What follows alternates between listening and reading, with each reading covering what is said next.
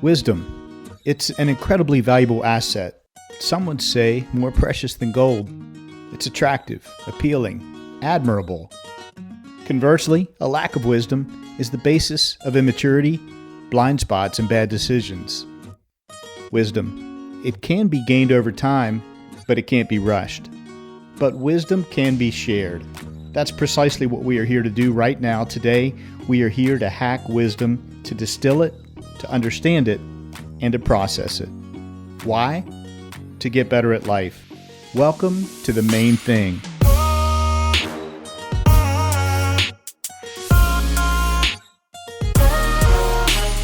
This is your new 9-minute podcast. I'm your host, Skip Lynchburg, and I've set out to interview the wisest people I know. We'll see what we can learn from each one when they're faced with an incredibly difficult, soul-piercing question. Welcome back to The Main Thing podcast. I'm your host, Skip Lynchburg, coming to you from Parkwood Studios. First-time listener, welcome. So glad you're here and hope you'll keep coming back. If you like the wisdom you get today, I encourage you to explore our extensive archive of wisdom, more than 85 prior episodes. It's all right there just waiting for you. Tap into our library of prior shows on Spotify, Apple Podcasts, Amazon Music, or wherever you prefer to get your podcasts. I'm sending out a special warm welcome to my subscribers and my patrons. Speaking of patrons, thank you to our newest patron, Jeff from Dublin, Ohio. Jeff and our other patrons get access to bonus content. That includes our deeper dive, longer versions of each episode. We call those the whole thing. Check our show notes for a link to Patreon, where you can learn more about how to access our bonus content, including the whole thing. One last update, we've launched our first website. I'll be telling you more about it in the weeks to come, but for now, I invite you to just head over and take a look at themainthingpodcast.com. Our wise guest is a friend and neighbor to me. We've trained together at the gym, worshiped together at church, and learned together in study groups. He's incredibly wise and one of the most generous people I've ever known. The son of a pastor, Tom Minturn grew up in the mountains in Fayette County, West Virginia. An athlete, he played basketball in high school and college. He earned his master's degree from Liberty University. Tom began his professional career with Chick-fil-A in Lynchburg, Virginia 23 years ago. He worked his way up in the corporation through experiences in Colorado and Ohio before taking ownership of his first restaurant in 2006 in Columbus, Ohio. Then in 2011, Tom moved back to West Virginia to take ownership of the Chick-fil-A store in the Southridge area of Charleston. In his spare time, Tom enjoys reading, running, working out, and watching sports, especially college basketball and football. Tom and his wife Jen and their 2 daughters reside in Charleston, West Virginia. So step up to the register. Get ready to order your favorite combination of wisdom. Over the next 9 minutes, you'll discover why Tom Minturn is one of the wisest people I know. Tom Minturn, it's so great to be with you this morning and to have you on the Main Thing podcast. Awesome. It's great to be here. Thank you, Skip. My pleasure. I love it. My pleasure. Folks, you will have just heard in the introduction, of course, that Tom is with Chick-fil-A Corporation and at my local Chick-fil-A, maybe everywhere. Tom, you can explain in just a second, but anytime I thank them for something, instead of saying you're welcome, they always respond instead with my pleasure.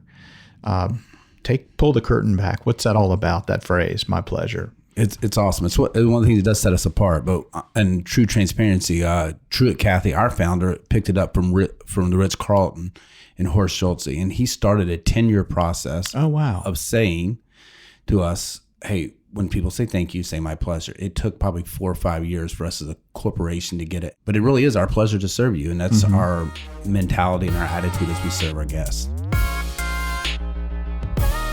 Tom, when I think of you and who you are in this community, who you are as a leader, as a friend, as a neighbor, is generous. So the word generosity comes to mind. I can hardly go to an event here in the community where Chick-fil-A is not mentioned as having sponsored, donated, supported in some way. And I just wondered if you would share with us a little bit about where that generosity comes from in you. Was there someone who inspired it or modeled it for you? And how big of a value is that you carry in your daily life? I think, honestly, it goes back to my parents. A lot of that just watching the way they gave. And then also our founder, Truett Cathy, he always says you can't outgive God.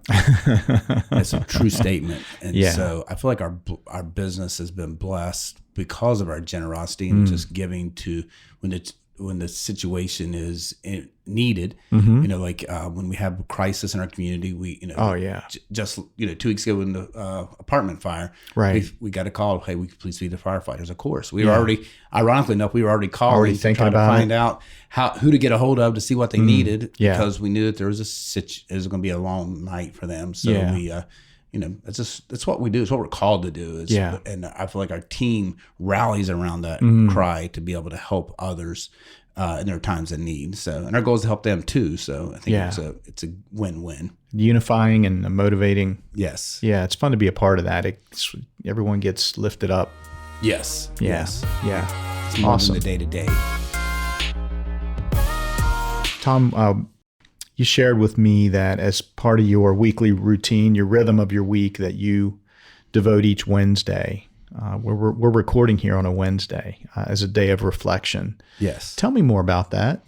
So a lot of it is just to take time to slow down. And, this year, honestly, Be Still and Know That I'm God has really been a part of what, let's say the past year, not just the beginning of this year, but just really to take that time and focus and reflect. And I listen to podcasts, I read books, I'll just spend time just for myself going over those things. It's a little different now with the second restaurant coming and hiring. So I've not been quite as, in true transparency, not quite as diligent with that. But, at the same time, it's just to be able to take that time and set aside and know that's the day I'm going to do all my planning for the week. Yeah, you're building some margin into your week. Yes, I love the words building margin, because if you don't build it, if you build it, they will come. I think it's so true. If you build it, you will have the ability to do it. But if you don't, your time gets eaten up. And next thing you know, you've gone a year and you haven't spent any time taking care of yourself. Yeah, yeah. We hear that a lot. It's all too common in American society today. Yes, it is, for sure. Let's be honest, it's not easy to ask for help or talk about money. Hey, it's Skip here, and many listeners like you continue to ask me, what do you need to continue to develop and build this show? Well, for context, it takes our team about 15 hours of work to produce each one of these packages of wisdom that we deliver to you in podcast form. Really, what we need is funding to cover our costs. So in response, I formed a site on the Patreon platform where you can elect to become a supporting patron of the Main Thing podcast. Now, there are 3 levels you might consider, ranging from $6 to $27 per month. It's all safe and secure, and you can explore the options at patreon.com/themainthingpodcast. Now, how will we use the funding? Funds provided by you and other patrons will be used to defray the costs of production, promotion, and our recurring technology expenses each month. In short, you will be helping to keep this pipeline of wisdom flowing. Thanks.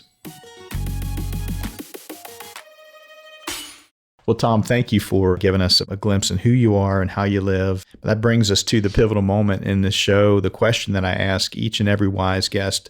Tom Minturn, what's the main thing you've learned in your lifetime so far?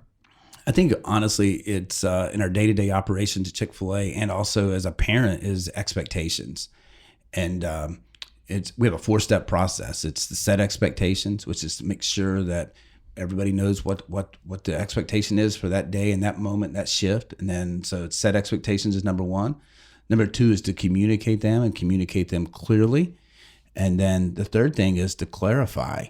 And the first 3 are easy: set, communicate, make sure you tell them what they are, and clarify, and just ask them to repeat them back to you. So make sure that they understood what the expectation is. Absolutely. Now the last one's the hard one. Okay. Because if you don't do it, what happens? There's consequences. So you have to hold people accountable. And so that last thing, it's very ironic how easy the first 3 are. And then when I can ask, then you ask somebody, say, hey, tell me about the expectation. I did all that. And it's like, well, have you held them accountable? And it's just that feedback. And people, I don't like the words constructive criticism. I think it's feedback. Just give them feedback. Say, hey, we talked about this. Do you remember it? Yes. And you said you'd do this. Yes, but you didn't. So what do we need to do to make sure that you can follow through and do this? So there's a lot there to unpack. Yes. I want to make sure I got your main thing. And just to summarize, I'm going to say it's be mindful of expectations. Yes. and manage those. Don't let those be accidental or haphazard. Correct. I'm trying to also be mindful of the expectations I put on myself. We can all be too hard on ourselves as well, and that's destructive. Yes, it really is. I'll say oftentimes we are just too tough on ourselves, and it's like, but we don't want to set our bar low, so we have to be very careful to make sure where that balance is at. Yeah, So, I've got to imagine anyone that's listening to this podcast, which is about personal growth and development, is not going to set that bar low. They're going to tend to set it high.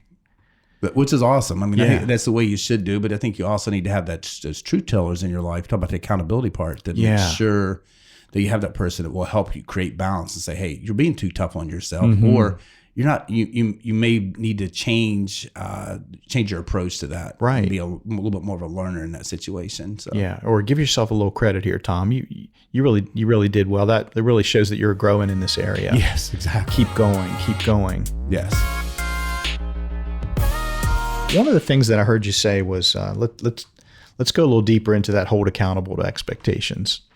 And so this is outward. You're helping set expectations and clarify, and then hold accountable with someone else. Might be an employee, coworker, family member. How do you enter into that feedback conversation? What's a good opener? How do you approach it with someone? That's a great question, because we're trying to do 180 guests to our drive-through in an hour, and so it's like, hey, it's really easy. I feel like, because we go back and go, hey, remember we discussed that. So we set expectations here, and I communicated them pretty clearly, correct? And you clarified, you understood them, right? Yes or no. If they say no, well, then we go back to step one to set expectations if you again. Judge that, if you perceive that to be authentic. Correct. There was a miss. Yes, because the number one excuse we hear is, oh, nobody ever told me.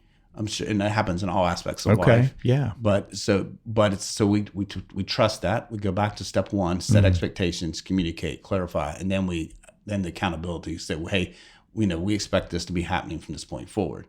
But if they say, yes, I did do that, then it's like, then we have a consequence conversation. Say, what do you think a good consequence is for this action? Or we say, hey, here's the accountability piece. You promised me you would do this. Yeah. And when you promised you do this and you have dropped the ball with this, I need your effort to make sure you're going to do this the rest of this time, correct? Yeah. And so usually we get a buy-in. And honestly, there's sometimes we've had to leave. We actually have had to promote them to guests because our team members just didn't want to do what we asked them to do. So did you say promote them to guests? Yes. I'm cracking up at that phrase because it's such a kind, gentle phrase. We're going to promote you to guest. Yes. Like we're going to take you from your current condition, which is team member. We're going to promote you to guest, which is you're going to be coming here as a customer. Yes, that's the goal. That's the goal. We want to make sure we treat them with honor, dignity, and respect. Wow, I love that. Tom, what's on the road ahead for you? If you lean back in your chair and you kind of prop your arms behind your head and you look off into the distance, after this next store's open and after you've hit all your goals that you want for your career, what are some of your long-range hopes and dreams? So I don't know if I'll ever hit my goals for my career. Okay, fair. In true transparency. Fair. I mean, so I've never seen in the Bible where I should retire. So which is but at the same time, I think just staying motivated and driven and pouring back into people. Like I have a couple of people want to own restaurants, and so I'm working with them. That's my goal, is to help others get to pursue their goals and dreams. Yeah, and achieve that. If I can do that, we've had 3 people come to our restaurants who've owned restaurants. And so I have a couple more in the pipeline. I want to continue that strategy and helping them be able to be the best version of what God's created them to be. Strong mentoring there. Yes, that's the goal. Tom, I love the way you approach life, your role in the community as a leader. Thank you for that. And thank you for coming on the Main Thing podcast this morning to share your wisdom. My pleasure. Thank you so much for having me, Skip. So long for now, Tom. Thank you. Wow, that goes by incredibly fast, doesn't it? Time flies when you're hacking wisdom. I hope you're left wanting more. Sync up with us again next time on The Main Thing for 9 more minutes of wisdom.